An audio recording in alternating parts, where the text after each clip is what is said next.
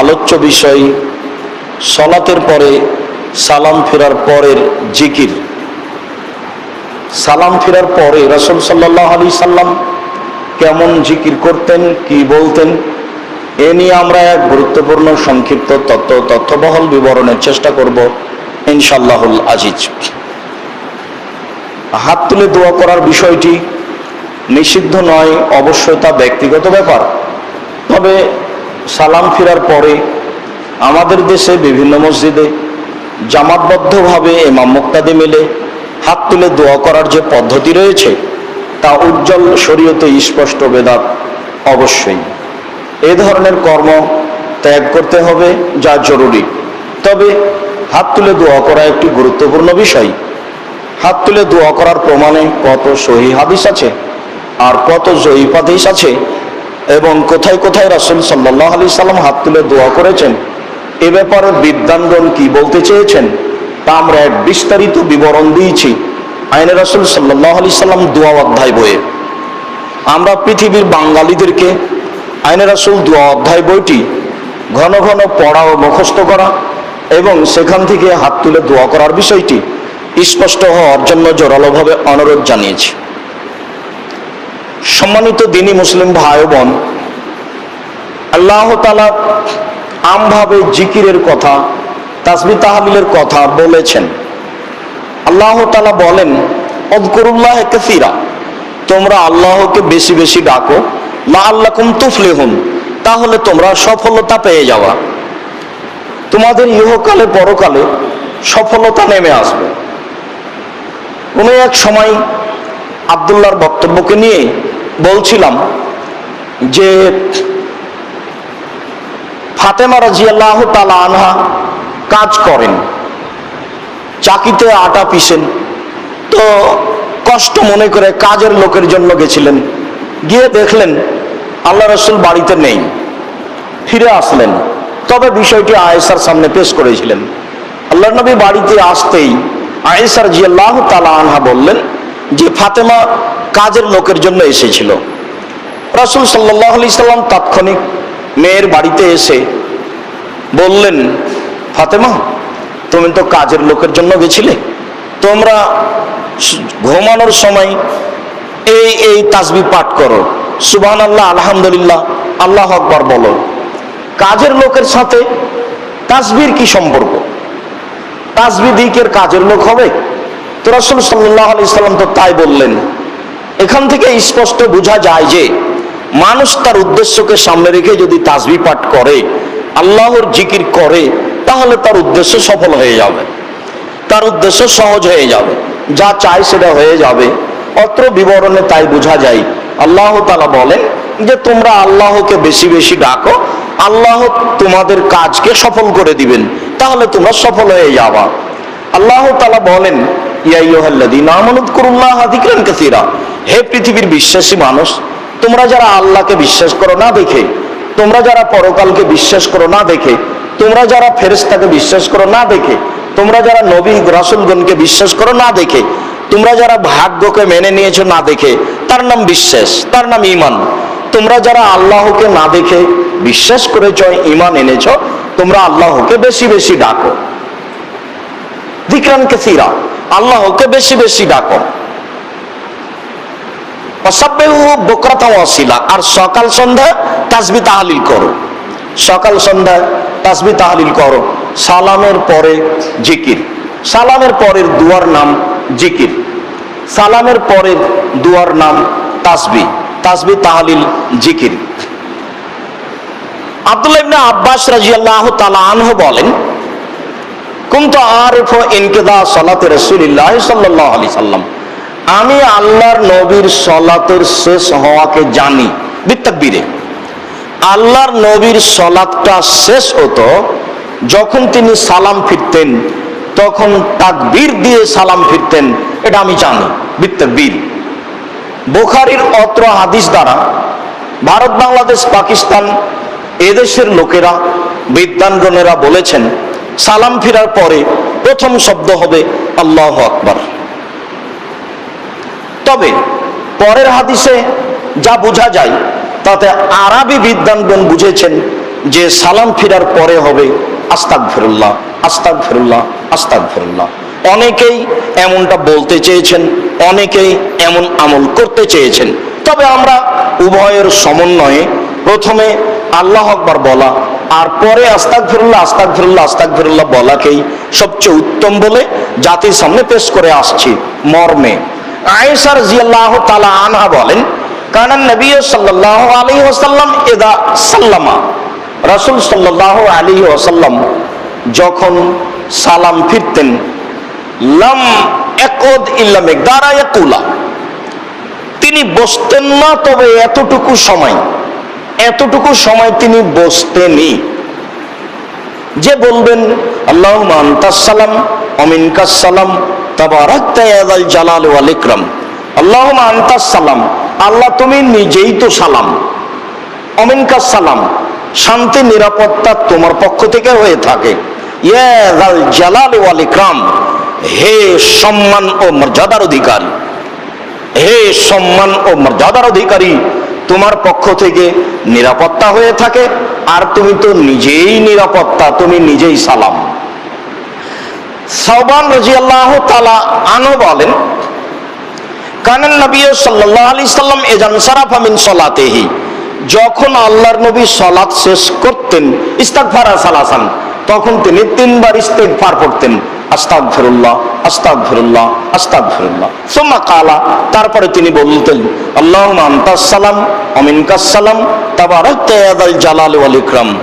অত্র বুখারী মুসলিমের হাদিসে যা স্পষ্ট বোঝা যায় যে রাসূল সাল্লাল্লাহু আলাইহি সাল্লাম সালাম ফিরে এই কথা বলতেন, আস্তাগফিরুল্লাহ, আস্তাগফিরুল্লাহ, আস্তাগফিরুল্লাহ, আমি আল্লাহর কাছে ক্ষমা চাচ্ছি, আমি আল্লাহর কাছে ক্ষমা চাচ্ছি, আমি আল্লাহর কাছে ক্ষমা চাচ্ছি।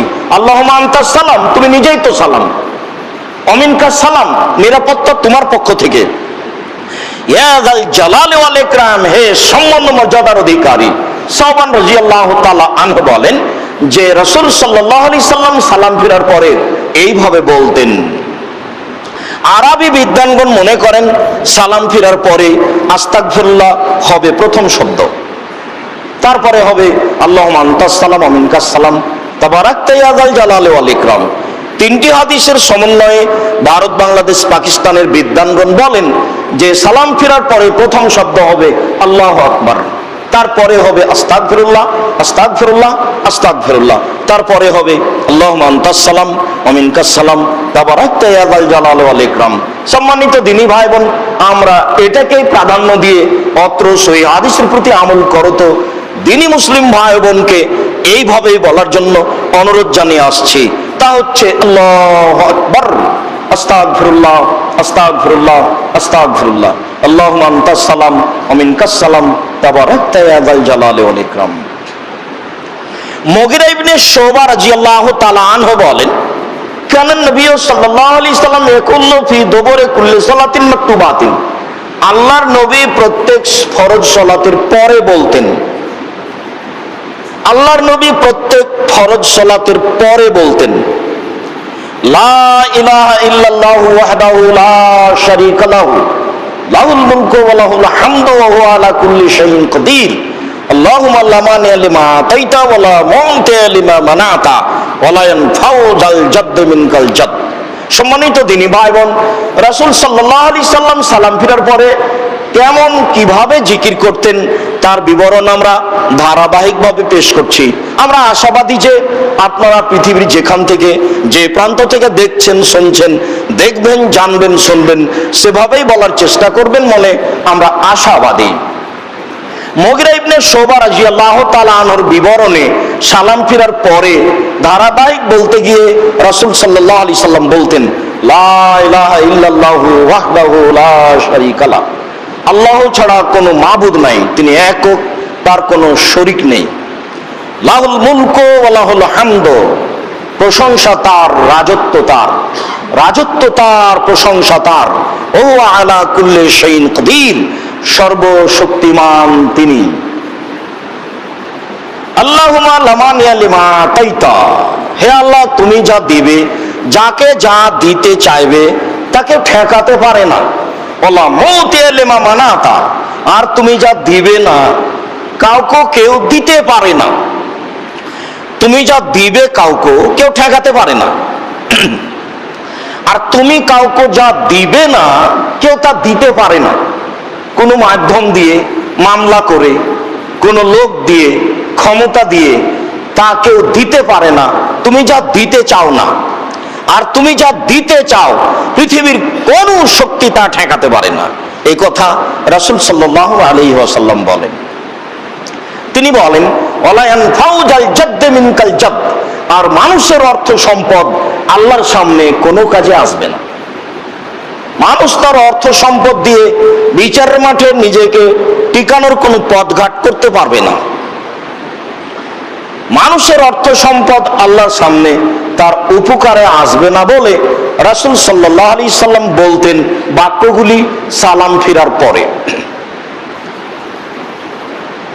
আব্দুল্লাহ ইবনে জুবাইর রাদিয়াল্লাহু তাআলা আনহু বলেন, রাসূল সাল্লাল্লাহু আলাইহি ওয়াসাল্লাম ইয়াকুলু ফি দুবুরি কুল্লি সালাতিন, রাসূল সাল্লাল্লাহু আলাইহি ওয়াসাল্লাম সালাতের পরে বলতেন, লা ইলাহা ইল্লাল্লাহু ওয়াহদাহু লা শারীকা লাহু লাহুল মুলকু ওয়া লাহুল হামদু ওয়া হুয়া আলা কুল্লি শাইইন কাদির, লা হাওলা ওয়ালা কুওয়াতা ইল্লা বিল্লাহ। বাহ্যিকভাবে, আন্তরিকভাবে নড়াচড়া করার কোনো ক্ষমতা নেই তোমার ক্ষমতা ছাড়া। লা হাওলা ওয়ালা কুওয়াতা ইল্লা বিল্লাহ।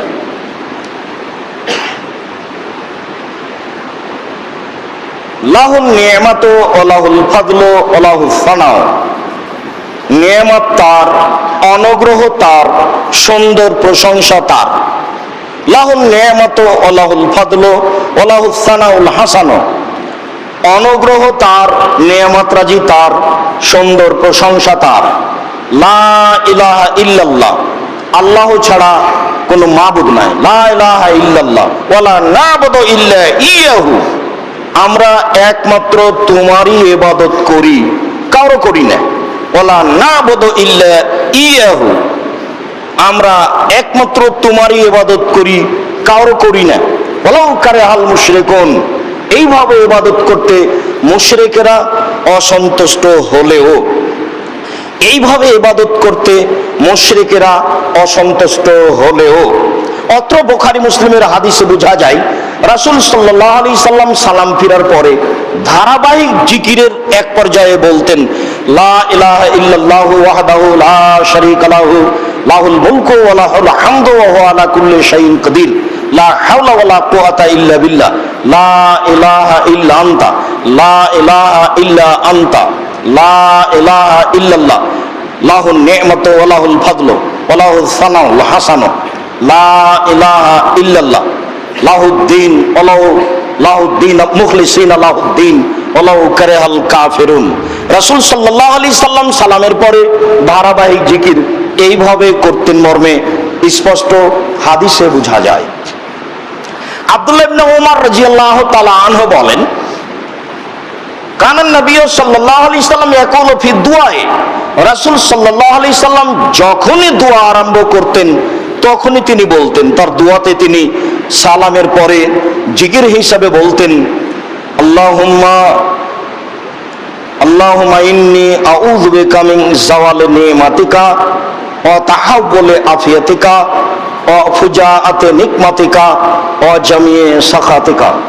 আল্লাহুম্মা ইন্নী আউযু বিকা মিন যাওয়ালি নি'মাতিকা, হে আল্লাহ, যেটুকু অনুগ্রহ দিয়েছো, বাড়ি গাড়ি জমি জায়গা অর্থ সম্পদ চাকরি বাকরি ছেলে মেয়ে যেইটুকু দিয়েছো এইটুকু যেন হারিয়ে না যায়, এই জন্য তোমার কাছে আমি চাচ্ছি, এইটুকু হারিয়ে না যাওয়া চাচ্ছি, এইটুকু যেন হারিয়ে না যায়, এইটা আমি তোমার কাছে চাচ্ছি। আল্লাহুম্মা ইন্নী আউযু বিকা মিন যাওয়ালি নি'মাতিকা ওয়া তাহাওযুলি আফিয়াতিকা, আর তোমার নিরাপত্তা উল্টে গিয়ে বিপদ আসবে এইটা থেকে বাঁচতে চাচ্ছি। এটা আমি চাই না যে অনুগ্রহ, যে নিয়ামত আছে, যেটুকু বাড়ি গাড়ি আছে সেইটুকু হারিয়ে গিয়ে বিপদ চেপে আসবে, এটা আমি চাই না। ওয়া তাহাওযুলি আফিয়াতিকা, ও ফুজাআতে নেকমাতিকা, হঠাৎ তোমার বিপদ চলে আসুক, গাড়ি বাড়ি জমি জায়গা হারিয়ে যাক, ছেলে মেয়ে আহাল পরিবার হারিয়ে যাক, অর্থ সম্পদ ব্যবসা বাণিজ্য নষ্ট হয়ে যাক, এটা আমি চাই না। অজামিয়ে সাখাতেকা, তোমার সর্ব ধরনের অসন্তুষ্ট হতে বাঁচতে চাই।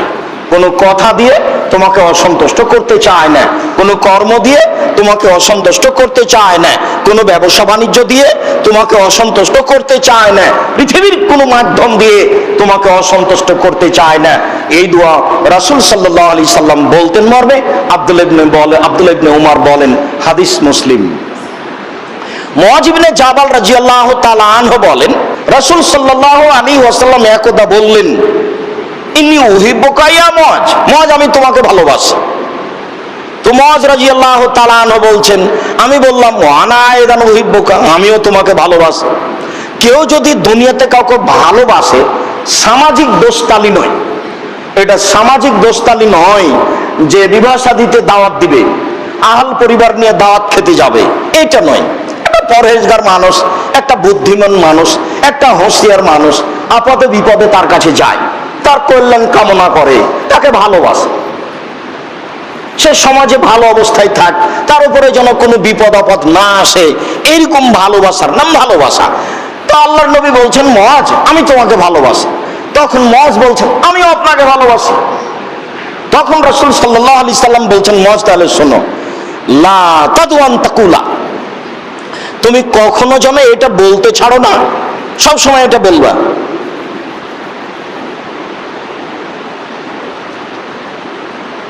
রব্বি আইন্নি আলা যিকরিকা ওয়া শুকরিকা ওয়া হুসনি ইবাদাতিক। রব্বি, এ আমার প্রতিপালক, আইন্নি আলা যিকরিকা, আমাকে সক্ষম করো তোমাকে ডাকার উপরে, আমি যেন ধারাবাহিকভাবে তাসবিহ তাহলিল জিকির আজকার করতে পারি। রব্বি আইন্নি আলা যিকরিকা ওয়া শুকরিকা, আর যেটুকু দিয়েছো সেটুকুর জন্য শুকরিয়া আদায় করতে পারি। আলহামদুলিল্লাহ। আলা যিকরিকা ওয়া শুকরিকা ওয়া হুসনি ইবাদাতিক, আর তোমার জন্য যেন একটু ভালো ইবাদত করতে পারি। এই তিনটে। মুআয ইবনে জাবাল, শোনো, আমিও তোমাকে ভালোবাসি, তো তুমিও বললে যে আমিও আপনাকে ভালোবাসি, তাহলে তোমাকে আমি একটা আমল শিখিয়ে দিই। দেখো, এই কথাগুলো বলিও, রব্বি আইন্নি আলা যিকরিকা ওয়া শুকরিকা ওয়া হুসনি ইবাদাতিক। আইন্নি আলা যিকরিকা, তোমাকে ডাকার জন্য আমাকে সক্ষম করো, আমি যেন ঠিক ঠিক তোমাকে ডাকতে পারি, জিকির আজকার করতে পারি, তোমার জন্য শুকরিয়া আদায় করতে পারি, আর তোমার জন্য সুন্দর ইবাদত করতে পারি। আবার ইবাদতের জন্য বিদআত না হয়, শিরক না হয়, সুন্দর জন্য ইবাদত করতে পারি। রাসূল সাল্লাল্লাহু আলাইহি ওয়াসাল্লাম সালাম ফিরার পরে এই দোয়া পড়তেন, অত্র হাদিসে বোঝা যায়। সাদ রাদিয়াল্লাহু তাআলা আনহু কানা ইউআল্লিমু বানিহি, সাদ রাদিয়াল্লাহু তাআলা আনহু তার ছেলে মেয়েকে শিখিয়ে দিতেন হাওলাইল কালিমাত, এই শব্দগুলি। ইয়াকুলু, তিনি বলতেন, কানা রাসূলুল্লাহ সাল্লাল্লাহু আলাইহি সাল্লাম ইয়াকুলু ফি দুবুরি সালাতিন মাকতুবা, আল্লাহর নবী ফরজ সালাতের পরে এটা বলতেন, এই কালিমাগুলি বলতেন। ইয়াতাআউযু রাসূলুল্লাহ সাল্লাল্লাহু আলাইহি সাল্লাম বিহিন্না, আল্লাহর নবী সালাতে সালাম ফিরার পরে এই শব্দগুলি ব্যবহার করতেন, বলতেন কি, আল্লাহুম্মা ইন্নী আউযু বিকা মিনাল জুবনি ওয়া আউযু বিকা মিনাল বুখলি ওয়া আউযু বিকা মিন আরযালিল উমুরি ওয়া আউযু বিকা মিন ফিতনাতিদ দুনিয়া ওয়া আযাবিল কবরে। পাঁচটা আছে। আল্লাহুম্মা ইন্নী আউযু বিকা মিনাল জুবনি, আল্লাহ আমি ভীরুতা থেকে তোমার কাছে বাঁচতে চাই, কোনো কাজ করতে পারবো না, শত্রু আমার উপরে জয়ী হয়ে যাবে, এটা আমি চাই না, আমি সবসময় দৃঢ়তা চাই। আল্লাহুম্মা ইন্নী আউযু বিকা মিনাল জুবনি, ভীরুতা থেকে আমি তোমার কাছে বাঁচতে চাই। ভীরুতা আবার কি? সঠিকভাবে পৃথিবীতে শক্তভাবে বসবাস করতে চাই, ভীরু হয়ে জাতির সামনে অন্যায় মেনে নিয়ে বাঁচতে আমি চাই না, এইটা আমি তোমার কাছে চাচ্ছি। আউযু বিকা মিনাল বুখল, তোমার কাছে আমি বাঁচতে চাই কৃপণতা হতে, আমি কৃপণ হতে চাই না।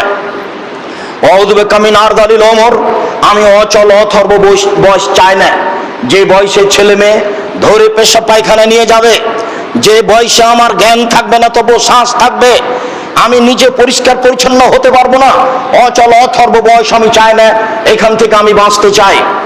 আমি চাই না ভীরুতা, আমি চাই না কৃপণতা, আমি চাই না একেবারে বয়সের শেষ প্রান্ত অচল অথর্ব বয়সে বেঁচে থাকা। অজুবেকামিন ফিতনাতি দুনিয়া, পৃথিবীতে যত সামাজিক ফিতনা আছে, বিপদ আছে, সব ফিতনা বিপদ থেকে আমি তোমার কাছে বাঁচতে চাই। অজুবেকামিন আদাবিল কাবরে, এরপরে আরেকটা বাক্য আমি লাগিয়ে দিলাম, তোমার কাছে আমি কবরের শাস্তি থেকে বাঁচতে চাই। সাদ রাদিয়াল্লাহু তাআলা আনহু তার ছেলে মেয়েকে এই বাক্যগুলি শিখাতেন। এই শোনো, আল্লাহর নবী ফরজ সালাতের পরে তাসবিহ তাহলিল জিকির আজকার হিসেবে বলতেন, তোমরাও বলো, আব্বু বলো, আম্মু বলো, ছেলে মেয়ে আহল পরিবারকে বলতে বলতেন, আল্লাহুম্মা ইন্নী আউযু বিকা মিনাল জুবনে ওয়া আউযু বিকা মিনাল বুখলি ওয়া আউযু বিকা মিন আরদালিল উমর ওয়া আউযু বিকা মিন ফিতনাতিদ দুনিয়া ওয়া আযাবিল কবর। রাসূল সাল্লাল্লাহু আলাইহি সাল্লাম সালাতে সালাম ফেরার পরে ধারাবাহিকভাবে এইভাবে তাসবিহ তাহলিল জিকির আজকার করতেন মর্মে একাধিক সহিহ হাদিস দ্বারা প্রমাণিত হয়। আল্লাহ আমাদেরকে সে অনুযায়ী আমল করার তৌফিক দান করুক। আল্লাহুম্মা আমিন। আল্লাহুম্মা সাল্লি আলাইহি আল্লাহুম্মা বারিক আলাইহি।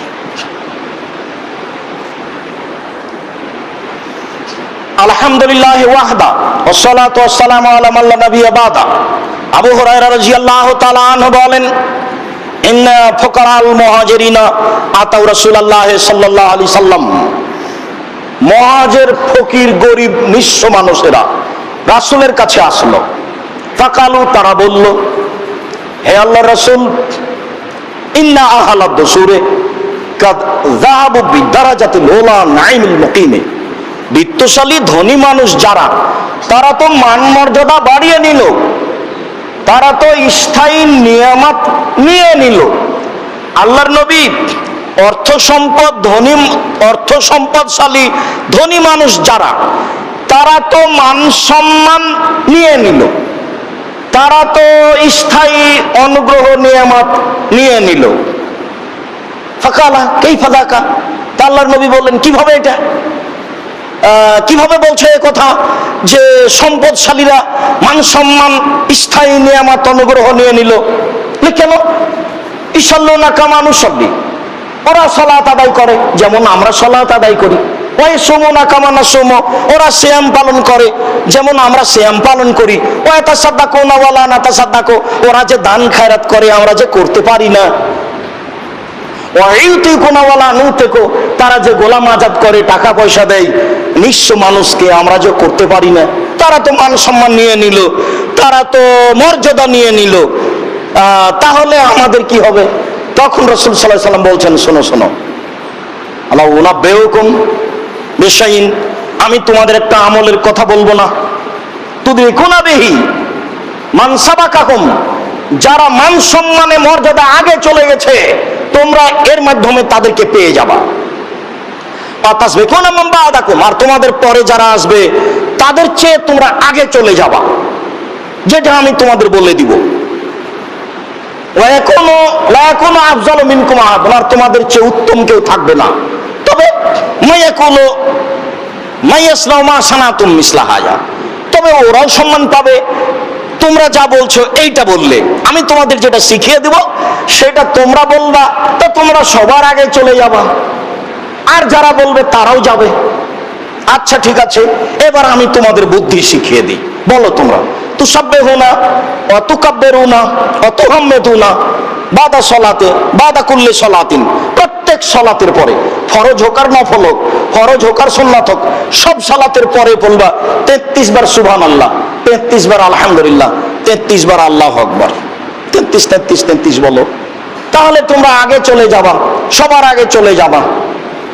ঠিক আছে, তাই হলো। তারা বলতে লাগলো, ফারাজাহুল ফুকরা ইলা নবী সাল্লাল্লাহু আলাইহি সাল্লাম, হঠাৎ একদিন ফকির গরিবেরা আবার রাসূলের কাছে উপস্থিত হয়ে বলছে, আল্লাহ রাসূল, ইন্না ইখওয়ানানা আহলুদ দুসুর কাদ সামিআ, আমরা যেটা বলছি ওরা ওটা শুনে নিয়েছে।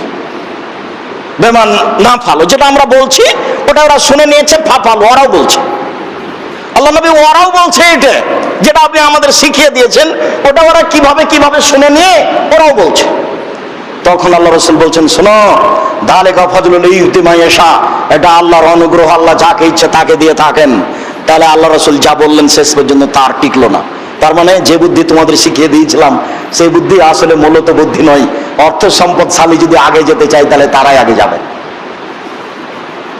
অর্থ সম্পদশালী যদি তাসবিহ তাহলিল জিকির আজকার করে, দান খায়রাত করে, তাহলে এটা আল্লাহর ফাজল, আল্লাহর অনুগ্রহ। টাকা পয়সা দিয়েছে তাই দান করছে, তোমার নাই তুমি দান করো না, এখন কি করবে তুমি? এটা আল্লাহর ফাজল, এটা আল্লাহর অনুগ্রহ, এটা আল্লাহর দয়া, এটা আল্লাহ তাকে দিয়েছে, সে মর্যাদা পেয়ে যাবে। এই নিয়ে তোমার হিংসার কিছু নেই।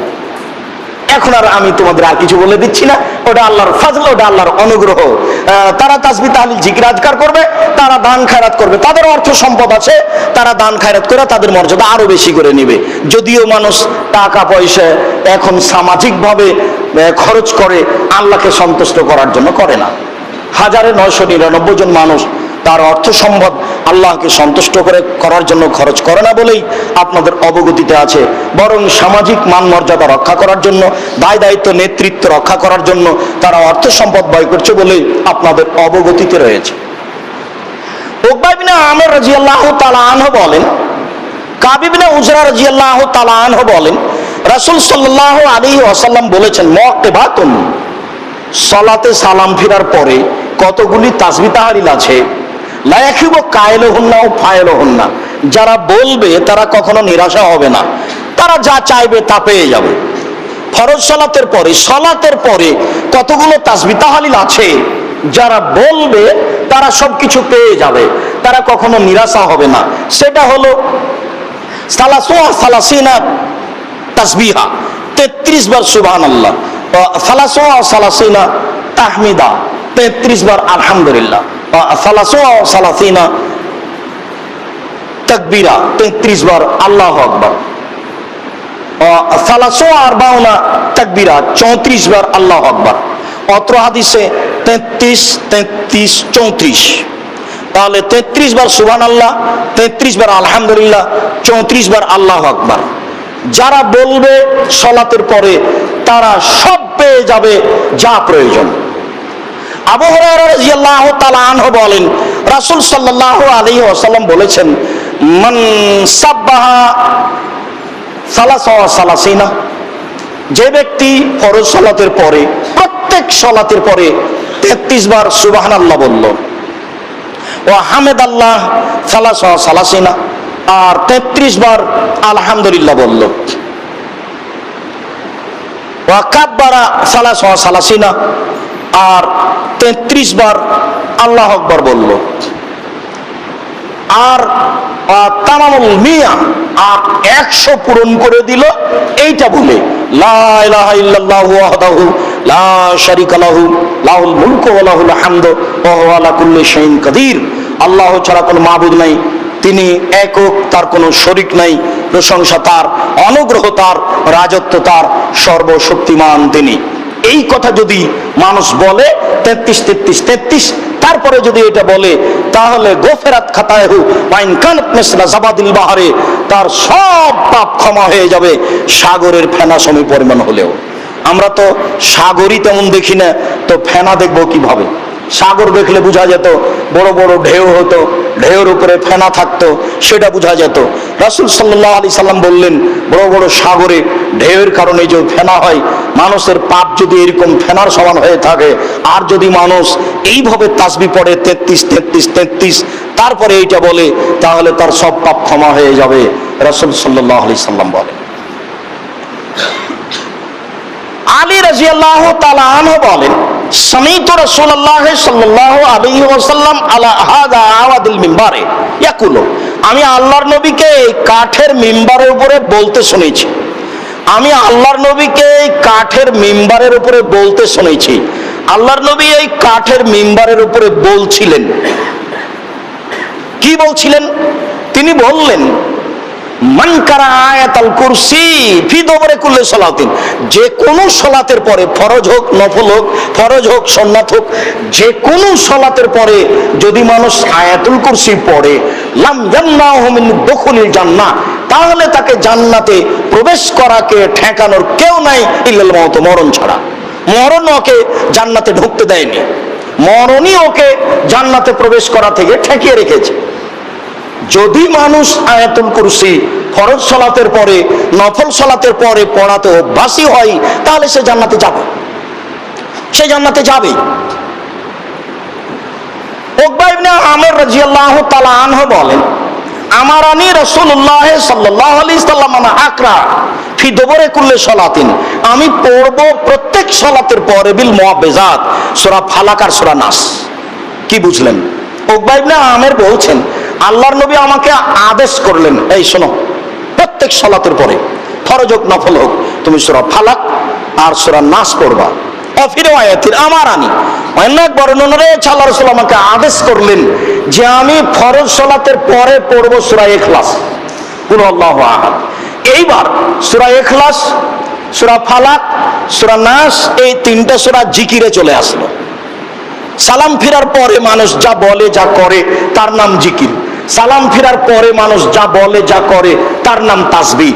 তাহলে অত্র সূরা তিনটি তাসবিহ জিকিরে চলে আসলো। সম্মানিত মসজিদের মুসল্লি, দ্বীনি মুসলিম ভাই বোন, আমরা ধারাবাহিকভাবে সালাতের পরে সালাম ফিরার পরে জিকির আজকার করতে গিয়ে সূরা ইখলাস, সূরা ফালাক, সূরা নাস নিয়মিত পড়ার জন্য অনুরোধ জানাচ্ছি। অন্য হাদিসে যেখানে উকবা ইবনে আমির বলছেন যে আল্লাহ রাসূল আমাকে বললেন, এই শোনো, তুমি যদি সকালে ইখলাস ফালাক নাস 3 বার পড়তে পারো, তুমি যদি বিকালে ইখলাস ফালাক নাস 3 বার পড়তে পারো, তাহলে পৃথিবীর কোনো সমস্যা তোমাকে ঠেকাতে পারবে না, কোনো সমস্যা এবং কোনো বিপদ আপদ তোমার উপরে চেপে আসবে না। ওইটা সকাল সন্ধ্যার তাসবিহ, সেখানেও ইখলাস ফালাক নাস তাসবিতেই থাকলো, জিকিরেই থাকলো, তবে সকাল সন্ধ্যা হিসাবে 3 বার, আর প্রত্যেক সালাতের পরে একবার, একবার ইখলাস, একবার ফালাক, একবার নাস। আমি যদি স্পষ্ট করতে না পারি তাহলে দিনই কোনো ভাই বোন আবারও পরে জিজ্ঞাসা করলে আমরা তা স্পষ্ট করার চেষ্টা করবো ইনশাআল্লাহ। যখনই ইখলাস ফালাক নাস 3 বার করে পড়ার কথা আসবে তখন হবে সকাল সন্ধ্যার জিকির, আর যখন ইখলাস ফালাক নাস একবার করে পড়ার কথা আসবে তখন বুঝতে হবে যে এইটা হলো ফরজ সালাতের পরে, নফল সালাতের পরে জিকির তাসবিহ। আব্দুর রহমান ইবনে গানাম রাদিয়াল্লাহু তাআলা আনহু বলেন, রাসূল সাল্লাল্লাহু আলাইহি ওয়াসাল্লাম বলেছেন, মাইয়াকুলু, রাসূল সাল্লাল্লাহু আলাইহি সাল্লাম বলতেন, কাবলা ইয়ানসারিফা মিনাস সুবহি আল ফাজরে আল বাদাল মাগরিবে, রাসূল সাল্লাল্লাহু আলাইহি ওয়াসাল্লাম বলছেন, কেউ যদি ফজর সালাতের পরে আর মাগরিবের সালাতের পরে বলে, লা ইলাহা ইল্লাল্লাহু ওয়াহদাহু লা শারীকা লাহু লাহুল মুলকু ওয়া লাহুল হামদু বিয়াদিহিল খায়রু ইহয়ু ওয়া ইউমীতু ওয়া হুয়া আলা কুল্লি শাইইন কাদির, লা ইলাহা ইল্লাল্লাহু ওয়াহদাহু লা শারীকা লাহু, আল্লাহ ছাড়া কোনো মাবুদ নাই, তিনি একক, তার কোনো শরীক নাই, লাহুল মুলকু ওয়া লাহুল হামদু, প্রশংসা তার, রাজত্ব তার, বিয়াদিহিল খায়রু, সব কল্যাণ তার হাতে, ইহয়ু ওয়া ইউমীতু, তিনি মানুষকে জীবিত রাখেন, তিনি মানুষের মৃত্যু দিয়ে থাকেন, ওয়া হুয়া আলা কুল্লি শাইইন কাদির, তিনি সর্বশক্তিমান। মানুষ যদি ফজরের সালাতের পরে মাগরিবের সালাতের পরে এইটা পড়ে আশরা মারাতিন 10 বার, এবার সংখ্যা বেশি হয়ে গেল, এইটা যদি 10 বার পড়ে তাহলে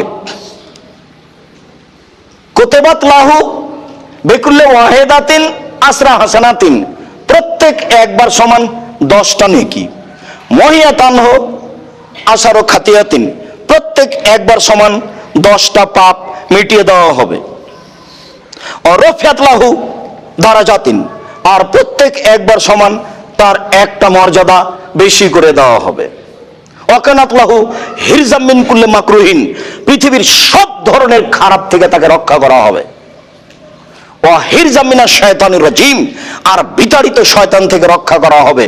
তাহলে 5টা হলো এই তাসবিহর গুণ। এই তাসবিহ যদি মানুষ ফজরের পরে আর মাগরিবের সালাতের পরে বলতে পারে, লা ইলাহা ইল্লাল্লাহু ওয়াহদাহু লা শারীকা লাহু লাহুল মুলকু ওয়া লাহুল হামদু বিয়াদিহিল খায়রু ইহয়ু ওয়া ইউমীতু ওয়া হুয়া আলা কুল্লি শাইইন কাদির 10 বার, তাহলে প্রত্যেকবার সমান 10টা নেকি লেখা হবে, 10টা পাপ মিটিয়ে দেওয়া হবে, 10টা মান বাড়িয়ে দেওয়া হবে, সর্ব ধরনের ক্ষতি অন্যায় থেকে রক্ষা করা হবে, বিতাড়িত শয়তান থেকে রক্ষা করা হবে। হাদিস সহিহ। সম্মানিত মসজিদের মুসল্লি, দ্বীনি মুসলিম ভাই বোন, সালাতের পরে এই নিয়মে জিকির করার জন্য আন্তরিকভাবে আমাদের পক্ষ থেকে অনুরোধ লইল। আমরা আজকের জুমার খুতবার শেষের দিকে আপনাদের কাছে আবারও বিনীতভাবে জানাতে চাই আপনাদের জামিয়া সালাফিয়ার কথা। যেভাবে আমরা ধারাবাহিকভাবে সলাতের আলোচনা করে আসছি, ধারাবাহিকভাবে যত সলাত আছে একবারে সলাতুল ইস্তিসকা পানি চাওয়ার সলাত পর্যন্ত ধারাবাহিকভাবে আমরা যেতে থাকবো ইনশাআল্লাহ সময় সাপেক্ষে। এই সলাতের মাঝে মাঝে আপনাদেরকে আমরা স্মরণ করাবো জামিয়া সালাফিয়ার কথা। পৃথিবীর সকল দিনী মুসলিম ভাই বোনকে, বিশেষভাবে দেশ বিদেশের বাঙালি ভাই বোনকে আমরা জামিয়া সালাফিয়ার কথা আন্তরিকভাবে স্মরণ করাতে চাই।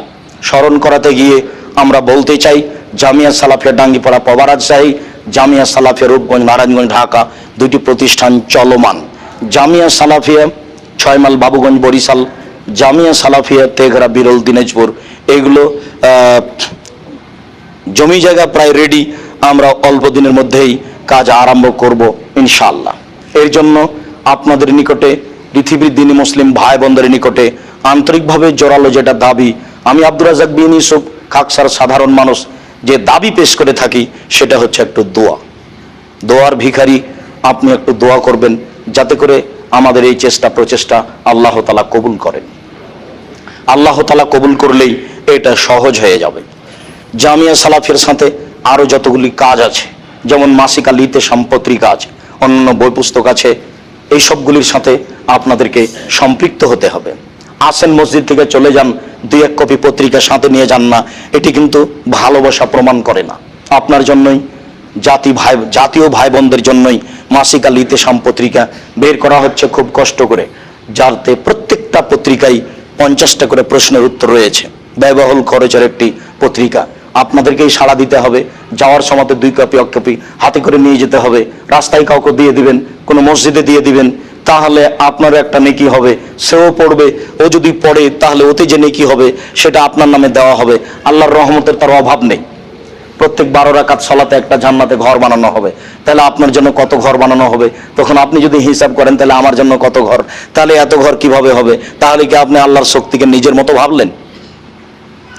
সারা পৃথিবীতে যত মানুষ, যত জিন এসেছে, সবাই যদি একসাথে জান্নাতের দরজা দিয়ে ঢোকে তো দরজায় সমস্যা হবে না। তো দরজায় যদি সমস্যা না হয় তাহলে ভিতর কত বড় আছে? সবাই যদি একসাথে জাহান্নামে ঢোকে তো দরজায় সমস্যা হবে না, তাহলে জাহান্নাম কত বড় আছে? মানুষ দিয়ে জান্নাত পূর্ণ হবে না, এই কথা রাসূল সাল্লাল্লাহু আলাইহি ওয়াসাল্লাম বলেন। তখন জান্নাতের জন্য লোক আল্লাহ আবার কিয়ামতের মাঠে বানাবেন, বলে তারা তাই ইবাদত না করি জান্নাত পাবে, সেটা আল্লাহর ইচ্ছে। জাহান্নাম মানুষ দিয়ে পূর্ণ হবে না, তখন আল্লাহ তাআলা তার পা ঢুকিয়ে জাহান্নামকে পূর্ণ করে দিবেন। জাহান্নামের জন্য মানুষ বানাবেন না, তবে জান্নাতের জন্য মানুষ বানাবেন। মানুষ তৈরি করে জান্নাতের খালি জায়গা পূর্ণ করে দিবেন। আমার আর আপনার আপত্তির কিছু নেই যে তারা এমনিতেই জান্নাতে চলে যাবে আর আমরা এত কষ্ট করলাম তার বিনিময়। হয়তো বা আমাদের মান তাদের মানের চেয়ে ভিন্ন হতে পারে। আল্লাহর তো দয়ার অভাব নেই, রহমতের অভাব নেই, কাজেই আপনি ওইটা চিন্তা করবেন না। নেকি অনেক হবে, তার মাধ্যম অনেক রয়েছে। সাথে সাথে আপনাদেরকে বলে থাকি যে ইবাদতের জগতে সবচেয়ে শক্তিশালী ইবাদত হলো দান। এই কথাটা কখনো ভুলে যাবেন না। যখনই জামিয়া সালাফিয়া ডাঙ্গিপাড়া, যখনই জামিয়া সালাফিয়া রূপগঞ্জ নারায়ণগঞ্জে যাবেন, তখনই 10টা টাকা, 500 টাকা, 200 টাকা, 100 টাকা পকেটে বের করে নিয়ে যাবেন খেয়াল করে যে এইটা প্রতিষ্ঠানকে দিব। আপনি বুঝতে পারবেন না কোন টাকার বিনিময়ে বিচারের মাঠে আপনার কোন সফলতা রয়েছে। কাজেই শ্বাস বন্ধ হওয়ার পূর্বে, মরার পূর্বে আপনার আর্থিকভাবে কিছু দান হয়ে যাক, যেটা আপনি হাদিসের এক পর্যায়ে শুনলেন যে অর্থ সম্পদ আল্লাহর দান, কাজে তাসবিহ দিয়ে ওটা আমি করতে পারবো না, ওটা দিয়ে মান বেশি হয়ে যাবে। যতটুকু আল্লাহ আমাকে দিয়েছেন ততটুকু থেকে আমি কিছু দান সহযোগিতা করার চেষ্টা করব। প্রত্যেক দিন জুমার সময়তেই এটা যেন আপনার কাছে একটা অপমান বোধ না আসে। এমনকি আমি জামিয়া সালাফিয়ার ছেলেগুলোকে বলেছি, তোমার সামনে যখন কোটাটা আসে তখন তুমি এমনি পার করে দিও না। এমনি তো তুমি দোকানে গিয়ে চানাচুর খেয়ে, বিস্কুট খেয়ে শেষ করছো। যখন ঘর থেকে মসজিদে আসবা তখনই তুমি 5টা টাকা, 10টা টাকা, 2 টাকা, 1 টাকা সাথে নিয়ে আসবা। তুমি পাশ দিয়ে যখন সামনে দিয়ে যখন কোটাটা যাচ্ছে তখন তুমি 2 টাকা রেখে দাও। এমনটা হতে পারে এই দিয়ে তোমার একটা ইলমের বরকত আসতে পারে। যার কারণে দোয়ার দরখাস্ত থাকছে আন্তরিকভাবে মাসিক আল ইতেশাম পত্রিকা সংগ্রহ করার সাথে সাথে যত বই পুস্তক আছে, বিশেষভাবে সলাতের উপরে আব্দুর রাজ্জাক বিন ইউসুফের লিখা বই, বিশেষভাবে মিন্নাতুল বারি আব্দুল্লাহর লিখা বই, বিশেষভাবে রিজিক আব্দুল্লাহর লিখা বই, এগুলো আপনাদেরকেই জাতির সামনে পেশ করতে হবে। আমরা খুতবার শেষে এসে সকল দিনী ভাই বোনের সার্বিক কল্যাণ কামনা করে বলি, আল্লাহ আমরা যেন তোমার রাসূল সাল্লাল্লাহু আলাইহি সাল্লামের পদ্ধতিতে চলতে পারি, এই তৌফিক তুমি দান করো। আমাদের যারা মারা গেছে তুমি তাদের কবরের শাস্তি মাফ করো। আমরা যারা অসুস্থ তুমি তাদের আরোগ্য দান করো। আমরা যারা বেঁচে আছি আমরা যেন এই জামিয়া সালাফিয়াকে যথাযথভাবে মূল্যায়ন করতে পারি, এই তৌফিক তুমি দান করো। আজকের খুতবা যেভাবে শুনলাম, সলাতে সালাম ফেরার পরে যেভাবে ধারাবাহিক দোয়া তাসবিহ তাহলিল জিকির আজকার রয়েছে, সেইগুলো যেন তাড়াহুড়া করে উঠে না চলে যায়, নিয়মিত বলতে পারি, তুমি এই তৌফিক দান করো। তোমার দরবারে এই জোরালো দাবি ও দাওয়া রেখে আজকের জুমার খুতবা এখানে শেষ করলাম। সাল্লাল্লাহু আলাইহি ওয়াসাল্লাম।